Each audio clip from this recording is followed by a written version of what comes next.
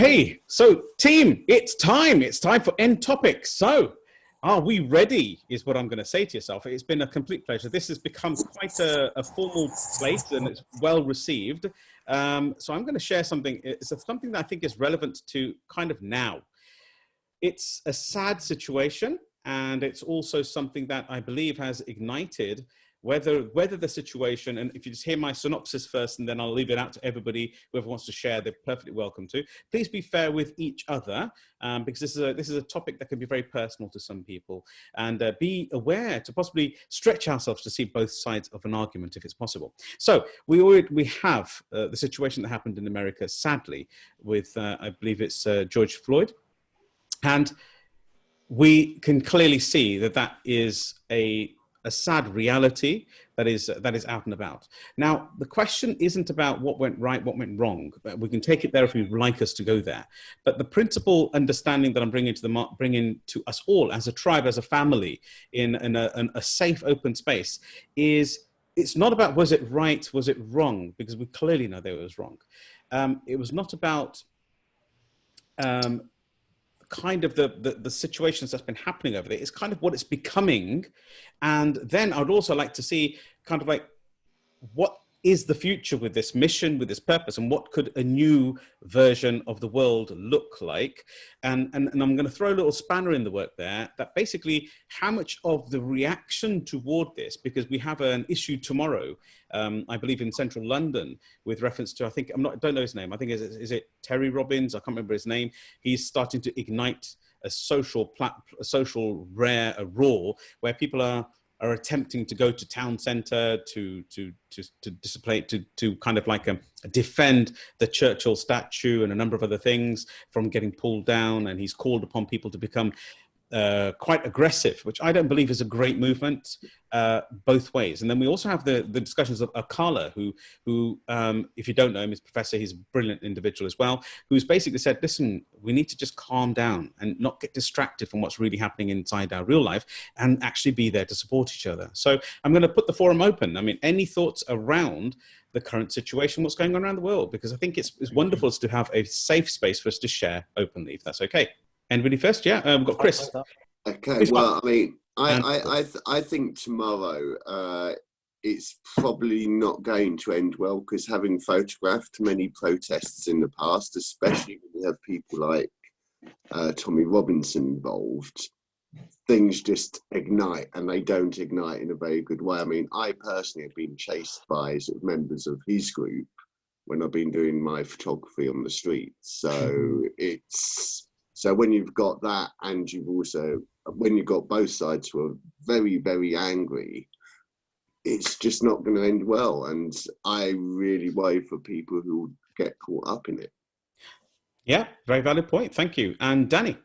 Yeah, I was pretty much going to say the same with what Chris has just shared there, really. It's a shame that, our emotions get the better of us. And when you have got these big gatherings, what should be a peaceful protest is likely to turn into something which then, we end up ruining the message that we're trying to communicate because of the way we've decided to sort of react to the situation. And we lose that meaning of the message itself. And we've seen that, firsthand with the response that's happened within America, all the looting and everything else. Now, that doesn't fix any of the wrong that happened, but, it's only just sort of exacerbated the issues. And that's it. Right. Really. So thank you very much for your point. And who was next? There was somebody put their hand up. Well, we've got Dill, then Rav. Yeah, hi. It's quite interesting what's been happening. Obviously, needless to say, anybody dying in the hands of the police is wrong. But roughly 3 points. Firstly, everybody that claims racism, especially in this country, has to look back about 10 years from the last incident. Look, it's always going to be there. But I don't think it's any worse than in any other. In fact, this country is very good. We look at, most of our parents come from India or Pakistan. It's a lot worse there, and the system's a lot worse. This is quite a good country, and it's a shame. And there's a video going around of a really interesting black lady saying, "Do we want our community to be remembered for rioting every time the police get get into trouble and kill effectively criminals in the black community. It's wrong, but there's rioting every time, and is that what our community needs to be remembered for? And she was absolutely siding and going against the fallout there. And you know, that's not how you fix things. If you're looking back too far back, yeah, okay, so you look back, you'll find Winston Churchill, and then you'll find slave traders, but it happened as a part of history. You have to understand it did happen and it was wrong. So you can't rewrite history, and that's wrong to do so. You should learn the lessons of history. You know, we could all go on about it for longer, but I think the reaction is the wrong reaction, and it doesn't do. I'm going to say that community, and I hate when people lump everybody into BME, you know, as if it's all one homogeneous lump. So it doesn't do that community, especially in America, any favors to react that way. Obviously, everyone's saying, look, it's wrong what's happened. There's video evidence. But, you know, that reaction doesn't do that community any good. And there's members of that community that are speaking out saying, look, you guys, stop this. Rioting just leaves ashes in your community. I think there's a famous rapper that said that as well. So they've got to find, people have to find a different way of saying it. And I think we're quite lucky we've got social media and it can be voiced. Okay, thank you. Just want to clarify for everybody here, this is a safe space so you can all share your own views. And of course we have a polarized view, which is actually our right to have. So anybody who has taken any actions in whichever way, my acceptance of the fact is that I'd accept it whatever anybody's right is, including somebody wants to go in and do something in the town centre, whichever way it's going to go. But I do agree with the synopsis that it's not going to end well if it continues this way. So who was next? It was Ravinder, wasn't it? Thank you very much for that, Dil. Yeah, so this is actually a question to Chris, actually. So Akala, I watched his Instagram live, and he's probably the wisest guy talking about this out there. And he has, like Sukhi said, he's recommended not to riot because you're just playing into the hands of these guys, right? They want you to turn up because they're gonna turn it violent. However, in your experience, Chris, like, let's say no one does turn up and it's just Tommy Robinson's group. Have you ever seen, because have you ever seen a setup, I guess? It's like, for example, they have black actors or a small group just to make it look like on media that there has been a massive riot, has become violent, but actually it didn't really transpire that way. Does that happen in your experience? Well, from my experience of all the protests that I've been to, there's always been, in a sense, both sides present. So it's never been like the one side with sort of people imitating them. But what I can say is, I mean, for a very good example, yesterday now, I was going around London just sort of going around photographing the statues because I knew they were going to start putting the hoardings on. But that happened way after I left. But there was actually a group of people right by Winston Churchill's statue already, just waiting to see if anything was happening. They all had their like phones and like cameras just to see if something would happen. Because I think as soon as someone would, like, let's say, make any moves towards the statue, I think they would have been filming it, and immediately that would be sort of hitting social media. So, all right, yes, no, I don't think anyone did sort of turn up to actually sort of graffiti it, but yesterday. But I will say they were ready for it. Yeah, that's sad times in our current life, isn't it? Anybody else would like to bring a view to that? Thank you very much for that first-hand experience there, Chris. Manjeet, Parvinder, got Jatinder, and Gurpreet as well. So in that order, please, Manjeet, Parvinder, Jatinder, and Gurpreet. Thank you. So, I mean, I grew up in the 70s, and the 70s was rife with racism in the UK, you know, and being told to go back home, being spat at, all that kind of stuff. If you look at it now I'm looking as an adult, it's actually all of that. Whilst I don't agree with any of it, and I put a post up about it myself. It took me a long time to put the post up because, like, should I, shouldn't I, should I, shouldn't I, and I cried and whatever. And in the end, I decided to put a post up about it. And now, as an adult, looking back at it, even though I don't agree with what was said and the way it was said and whatever, because it was really hurtful, it's actually helped me to be the person that I am today.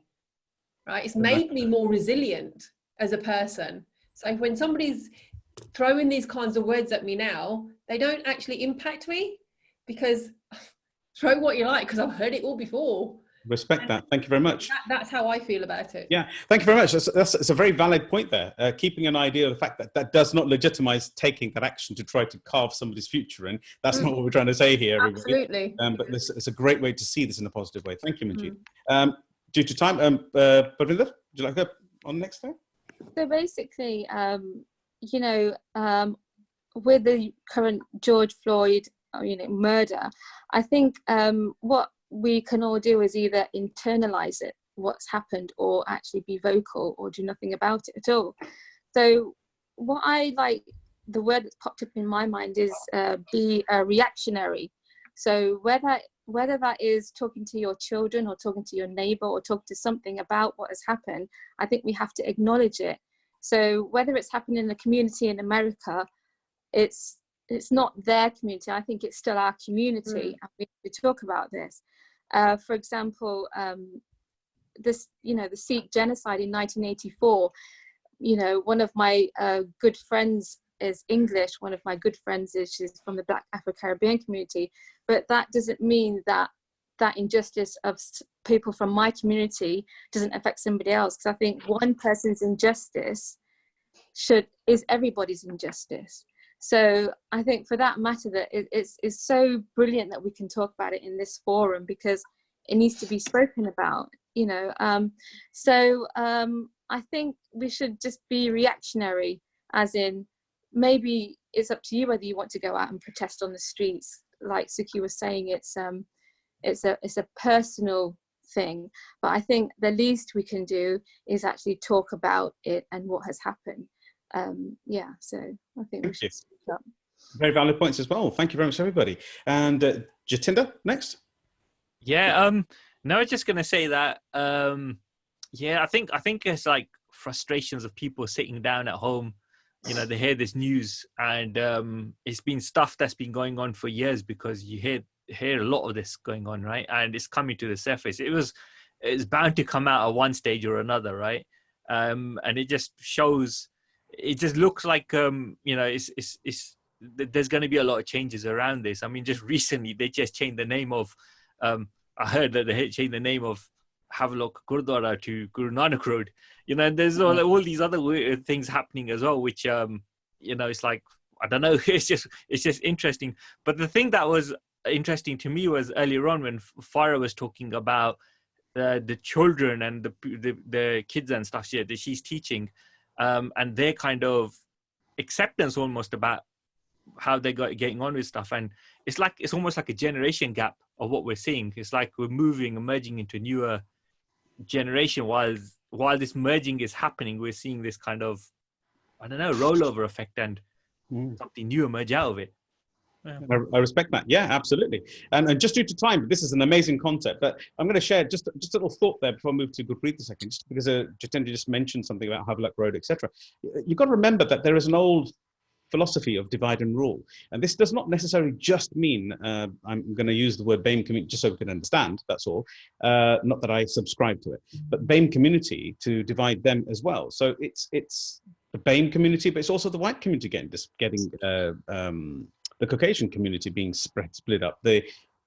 Only weeks ago, it was the North Asian individuals who were in the limelight. So this is not just a color thing. This is an indifference. It's basically bullying at its deep level. So when we're talking about, I've forgotten his name. I don't know. I think it's Terry Robbins.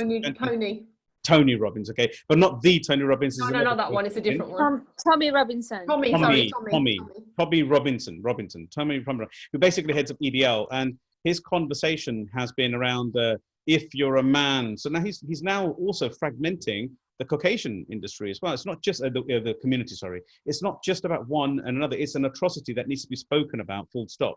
And what we all need to take is an internal check and say, is this another divide and rule game? Because tomorrow they'll say it will be something that maybe the Polish community are separate, and somebody else, they'll say, well, the British community are to blame. Then they'll say somebody else. I'm just very proud of England. I'm very proud of Britain as a whole. So I would just add that in the little mix there, just to be aware, because it's Tommy was regularly saying things like he was separating the Sikhs in specific from that community and separating a Sikhs there, saying that you guys are all right. Where's all this come from? You know, it's not okay, full stop. We should see each other with the eyes that I share in all our trainings. We, in our spiritual context as being Sikhs and human beings as a whole, we should see similarities in people and not the differences. Sorry, going back to Gurpreet there if I can. Are you still with us there, Gurpreet? I am, yes. I just think this time it's super important to actually have a look at the cycles that are on display. And I think it was Dill that said earlier, is this something that's going to happen every time they kill somebody? The fact is they're still killing somebody. This, at the beginning of this year, I had actually, we were having this conversation with a group of my people as if they're sitting over there. And we said that this year is going to be a big one. You'll see loads of stuff happening. We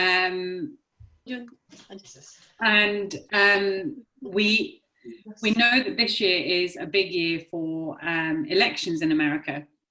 So we had actually said that guarantee you, at the beginning of this year, guarantee you there'll be a race riot this year. There'll be a race issue this year as the Democrats want in. And it just so happens that, like, if you have a look at that actual story, you'll see, and you just have to dig a little deeper beyond what the media is telling you, just to dig a little bit deeper. And they're saying, you guys, we don't even know that this guy was a police officer. And if you look at him, there's something different there. It's very cold. So there's a lot here that if you go a little bit deeper, you will see that the narrative has completely changed. Look, 2 weeks ago, we were talking about COVID. Now we're talking about a race riot. Who is pulling these strings here?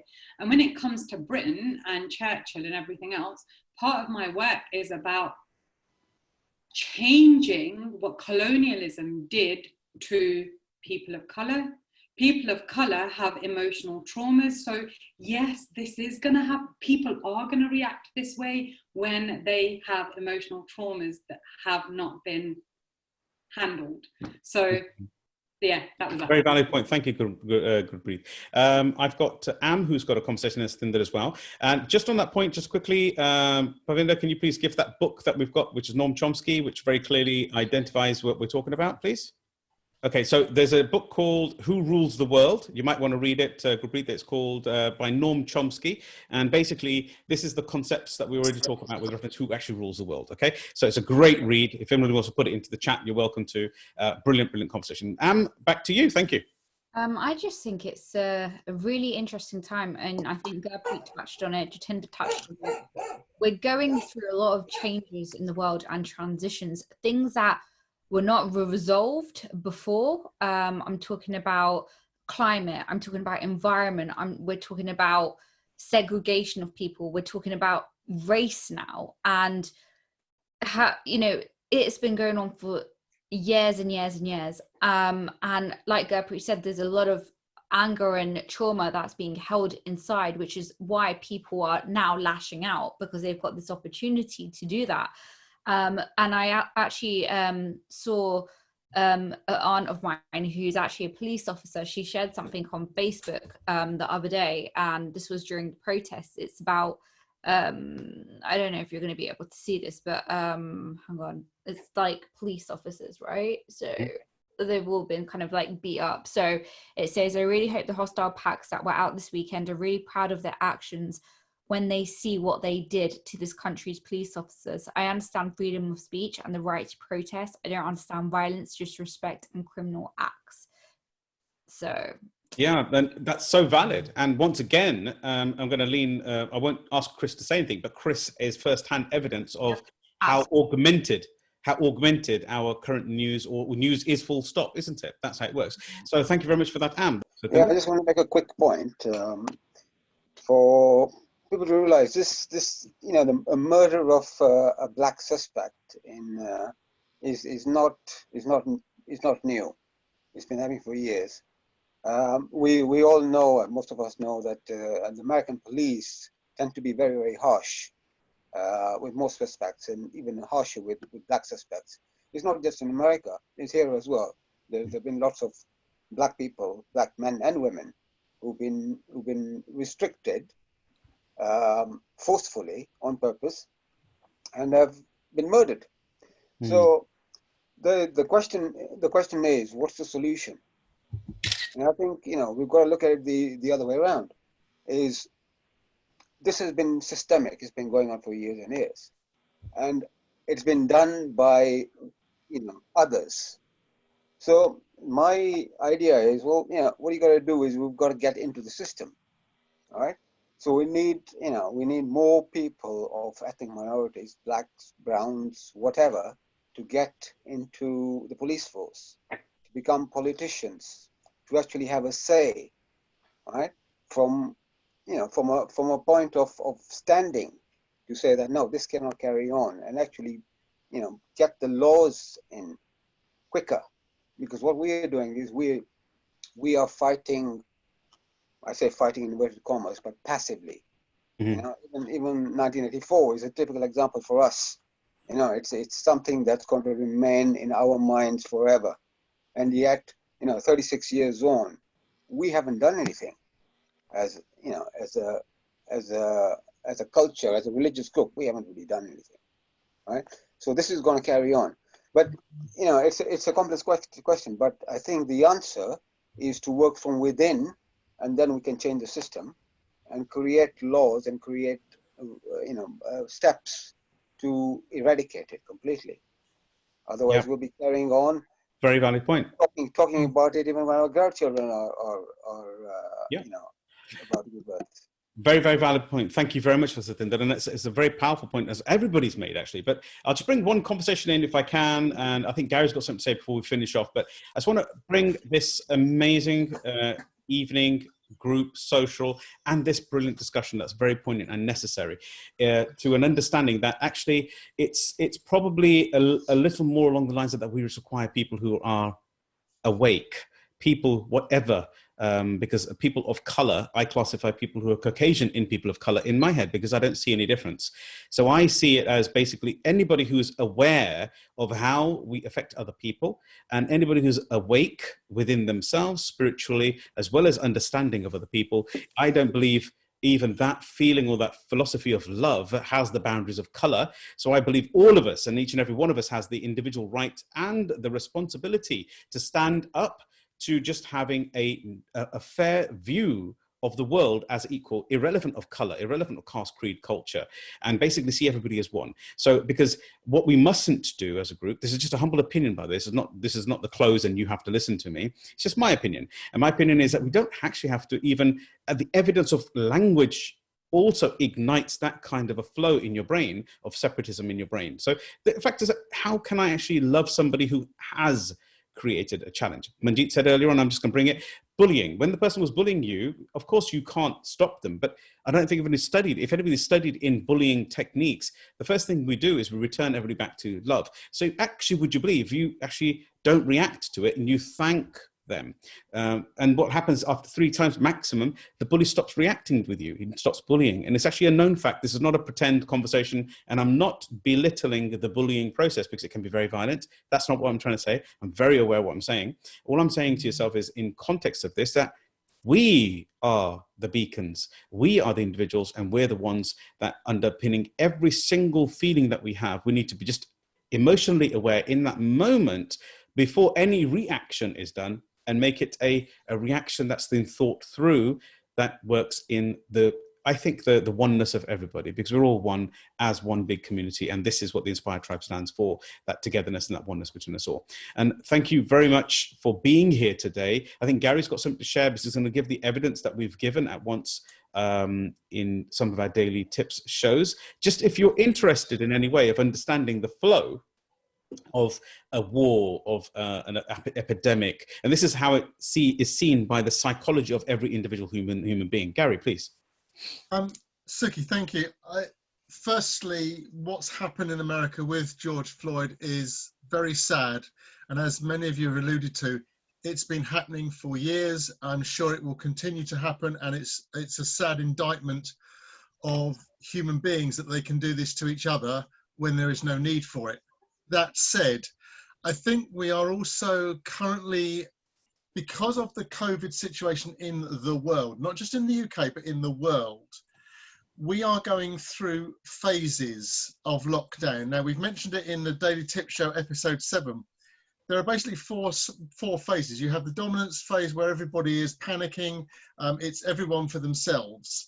We got through that within the first few weeks. We then went into the stability phase, or the compliance phase, where people were then putting into process their plans to make sure they were covered, that everything was in its place, that everything was settled. What then comes is the influencer stage, the rebellious stage. And I think that's possibly where we're getting to at the moment. If you think about yourselves, a lot of us, I've had conversations with many people recently, particularly in the last few weeks, and also some of my dog walking friends who are now getting to the stage of they've just had enough. They've been locked down for 3 months, 2 months. They are basically pulling at their hair. They are trying to break out of walls. And unfortunately, whatever the situation was that suddenly broke out, they are looking for a cause to follow to give them the benefit of being able to get out or shout at something. And unfortunately, the topic that is presently in the limelight is the very unfortunate stage with George Floyd and racism. And if you look at how many people have jumped on this, I do believe that although it's founded, first and foremost, because there is something that needs to be stamped out, I also think a lot of people are jumping on this because they want any excuse just to get out and freedom, and there's the rebellious stage. We will eventually go to a stability stage, which is the 4th stage. But at the moment, I think we are, as Sukhi has alluded to many times, and if you go to the Daily Tip Show, episode 7, we talk about this. We are going through a rebellious and influencer stage at the moment. And we have to go through that. There will be cycles, and this will continue to roll on, and there will be another rebellious stage in a few months or 6 months or whatever, depending on.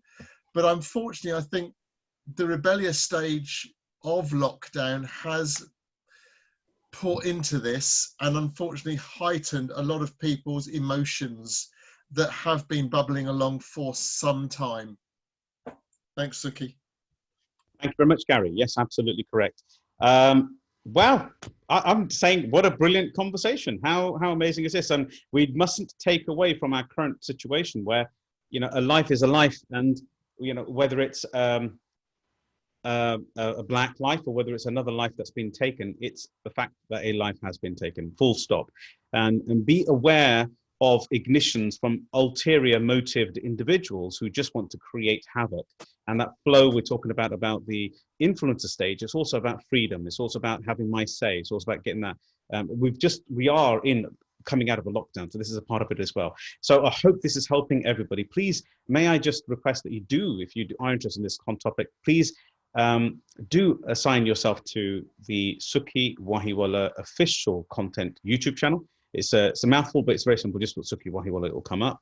And please do subscribe to the channel, because we're dedicated on a daily and a weekly basis to create some amazing new content for yourselves. And it's very, very deep on many different levels, and there's different types of shows. So if you haven't subscribed, please do just Google my name, Sukhi Wahiwala, and go on.